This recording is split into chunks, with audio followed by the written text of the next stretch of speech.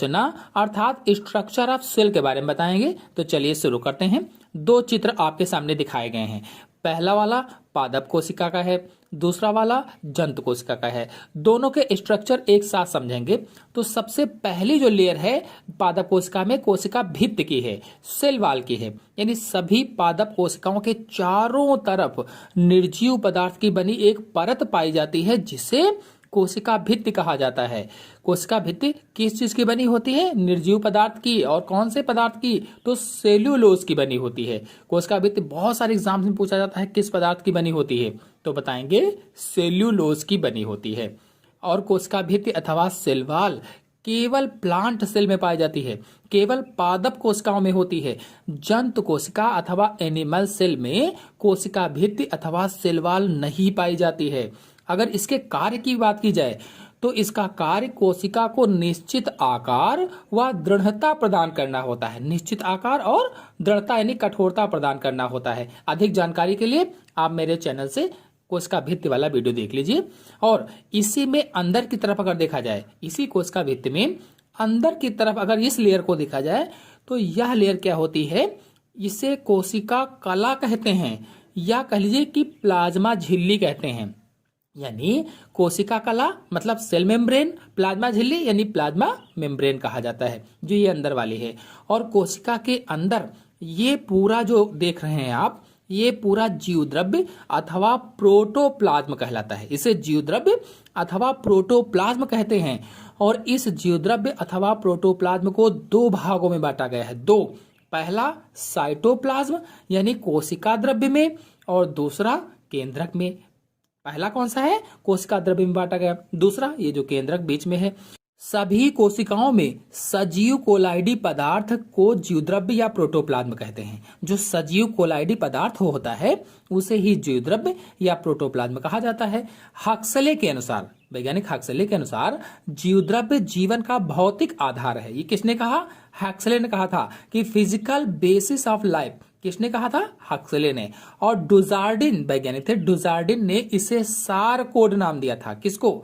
जीवद्रव्य को इन्होंने कहा सारकोड है। और जीवद्रव्य जीवन का भौतिक आधार किसने कहा? तो हक्सले ने कहा था। और जो पुरकिंजे थे, पुरकिंजे ने इसको प्रोटोप्लाज्म कहा था, प्रोटोप्लाज्म।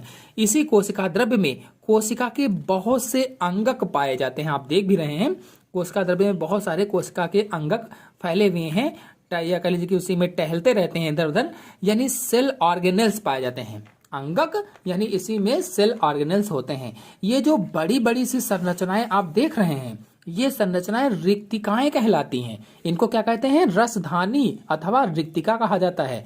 अंग्रेजी की बात करें तो अंग्रेजी में इसे वैक्यूल कहा जाता है, वैक्यूल। और इसके अंदर रिक्तिका द्रव भरा रहता है, या कह लीजिए कि कोशिका रस भरा रहता है। और इसके चारों तरफ वाली ये जो लेयर है, इस लेयर को टोनोप्लास्ट कहा जाता है। इसके चारों तरफ जो लेयर बनी हुई है, परत है, इसे टोनोप्लास्ट अथवा रिक्तिका कला कहते हैं। और रिक्तिका कोशिका को स्फीति प्रदान करती है। जो रिक्तिका होती है, जो वैक्यूल होती है, ये कोशिका को स्फीति प्रदान करती है। जंतु कोशिकाओं में ये नहीं होती हैं, या फिर बहुत छोटी छोटी होती हैं। यानी जंतु कोशिकाओं में या तो होंगी नहीं, या होंगी भी तो बहुत छोटी छोटी सी रिक्तिकाएं पाई जाती हैं। ये जो आप संरचनाएं देख रहे हैं, ये अंतःप्रदब्बी जालिका कहलाती हैं। अंग्रेजी की बात करें तो एंडोप्लाज्मिक रेटिकुलम कहलाते हैं। और इनकी खोज के.आर. पोर्टर ने की थी। यानी इनकी खोज किसने की? एंडोप्लाज्मिक रेटिकुलम की तो के.आर. पोर्टर ने की थी। और ये दो तरह की आपको दिख रही हैं। यहाँ पर देखिए कुछ इन पर बिंदु जैसे दिख रहे हैं, और जो बिंदु जैसी दिख रही हैं इन्हें क्या कहा जाता है? खुरदरी अंतःप्रदब्बी जालिका। और कुछ पर बिंदु जैसे नहीं दिख रहे हैं, बिल्कुल चिकनी है, इन्हें चिकनी अंतःप्रदब्बी जालिका कहा जाता है। तो जिन पर जो खुरदरी हैं उन पर राइबोसोम चिपके होते हैं, इसीलिए वो खुरदरी हो जाती हैं। राइबोसोम चिपके होने के कारण वो खुरदरी हो जाती हैं, इसीलिए उनको खुरदरी या कह लीजिए कि कणिकामय अंतःप्रदब्बी जालिका कहा जाता है। चाहे आप खुरदरी कह दें, चाहे कणिकामय अंतःप्रदब्बी जालिका कह दें। और जिन पर राइबोसोम नहीं पाए जाते हैं उन्हें चिकनी अंतःप्रदब्बी जालिका कहते हैं, या कणिका रहित अंतःप्रदब्बी जालिका कहा जाता है, कणिका रहित। और ये कोशिका में यांत्रिक ढांचे का कार्य करती हैं। जो कोशिका होती है उसमें यांत्रिक ढांचे का कार्य करती हैं। इनमें जो नलिकाएं होती हैं, इनके अंदर जो नलिकाएं होती हैं उनसे कोशिका के अंदर पदार्थों का एक स्थान से दूसरे स्थान पर आदान प्रदान होता रहता है। यानी पदार्थ इन्हीं नलिकाओं से एक स्थान से दूसरे स्थान पर जाते रहते हैं। और भी बहुत सारे कार्य करती है ये। पूरी जानकारी के लिए आप मेरे चैनल से एंडोप्लाज्मिक रेटिकुलम का वीडियो देख लीजिए। ये जो संरचनाएं आप देख रहे हैं इन्हें गोल्जी काय कहा जाता है और इनकी खोज कैमिलो गोल्जी ने की थी। उन्हीं के नाम पर इसका नाम हो गया गोल्जी काय। कैमिलो गोल्जी ने खोज की तो उन्होंने अपने नाम पर इसको लिख दिया गाल्जी काय। काय माने शरीर, काया, और गाल्जी उनका नाम था तो गाल्जी काय हो गया।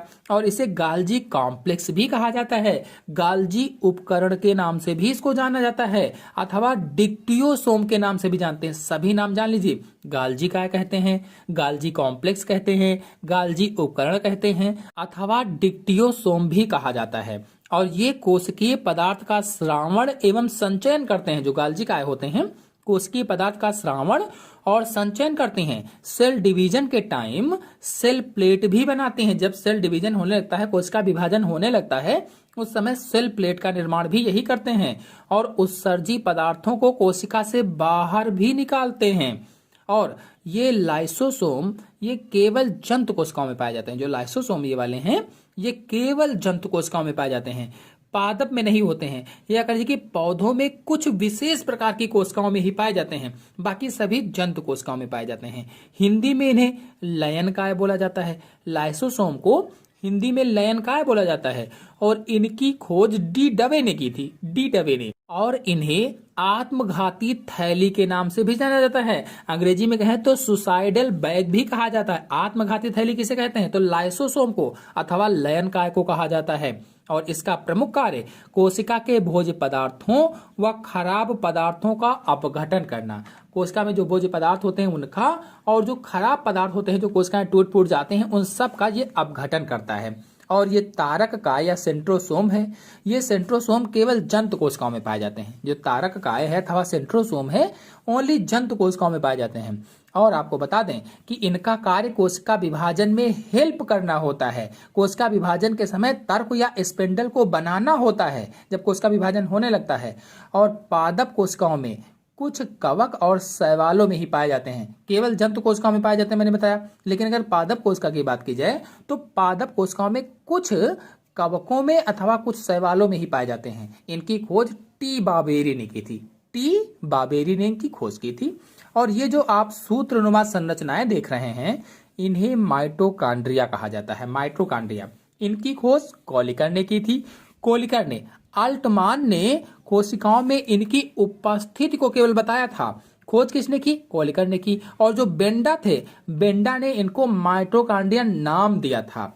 और इसे कोशिका का पावर हाउस भी कहा जाता है। माइटोकांड्रिया को कोशिका का पावर हाउस भी कहा जाता है। हिंदी में कहें तो विद्युत ग्रह भी कहा जाता है।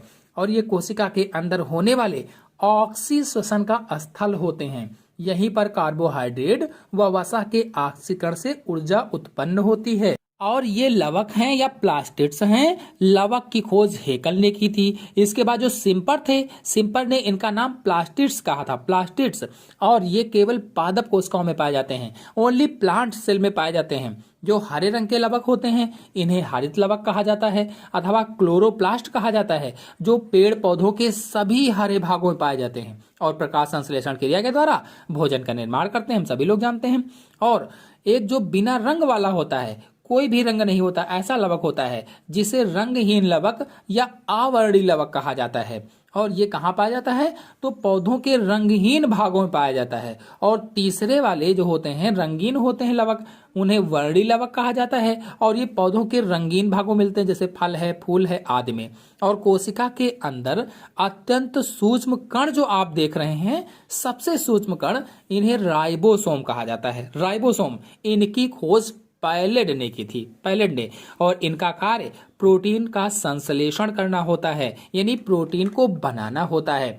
ये जो बीच में आप गोल सी संरचना देख रहे हैं इसे कोशिका का कंट्रोल रूम कहा जाता है। कंट्रोल रूम अथवा कोशिका का नियंत्रण कक्ष कहा जाता है। और इसे केंद्रक अथवा न्यूक्लियस के नाम से जानते हैं। क्या? केंद्रक या न्यूक्लियस के नाम से इसको जाना जाता है। और इसकी खोज वैज्ञानिक रॉबर्ट ब्राउन ने की थी। यह आनुवांशिक सूचनाओं का नियमन करता है। जो इसमें केंद्रक पे अंदर जो ये गुणसूत्र पाए जाते हैं, जो क्रोमैटिन, केंद्रक जो होता है कई भागों में बटा होता है। केंद्रक कला, केंद्रक द्रव्य, क्रोमैटिन और केंद्रिका। इसमें से जो क्रोमैटिन तंतु होते हैं ये कोशिका विभाजन के समय छोटे और मोटे हो जाते हैं, थोड़ा सा छोटे हो जाते हैं और मोटे मोटे से हो जाते हैं। उस स्थिति में इनको गुणसूत्र अथवा क्रोमोसोम कहा जाता है और ये आनुवांशिक सूचनाओं का नियमन करते हैं, यानी माता पिता से आनुवांशिक सूचनाओं को उनकी संतानों में ले जाते हैं। तो इस तरह से पूरी संरचना मैंने आपको बताई, चाहे वो पादप कोशिका की हो चाहे जंतु कोशिका की हो। आशा है आप सभी लोगों को पादप कोशिका और जंतु कोशिका की संरचना अच्छी तरह से समझ में आ गई होगी। तो आज के अंक में इतना ही। अगले अंक की जानकारी के लिए मेरे चैनल को सब्सक्राइब कर लीजिए। धन्यवाद।